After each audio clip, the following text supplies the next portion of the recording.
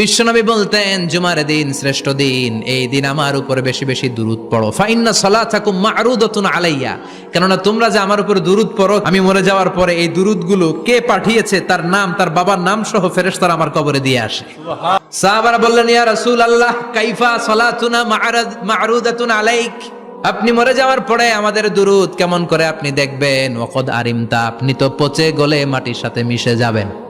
বিশ্বনবী বলেন, ইন্নাল্লাহা হাররামা আলাল আরদি আন তাকুলা আজসাদাল আম্বিয়া, নবীদের লাশকে খেয়ে ফেলা, নবীদের লাশকে পচিয়ে ফেলা জমিনের সব মাটির জন্য আল্লাহ হারাম করে দিয়েছে। নবীদের লাশ পচে না, নবীদের লাশ গলে না। যারাই বিশ্বনবীর উপর দুরূদ পড়বেন, আপনার নাম সহ, আপনার বাবার নাম সহ, মালাইকাতু সাইয়াহিন, একদল ফেরেশতা আছে শুধু রাউন্ড দেয় গোটা ওয়ার্ল্ডে। কারা বিশ্বনবীর উপর দুরূদ পড়েছে, এই দুরূদ নিয়ে, এই নাম নিয়ে বিশ্বনবীর কবরে তারা পৌঁছে দেয়। চিল্লায় পড়েন আল্লাহু আকবার।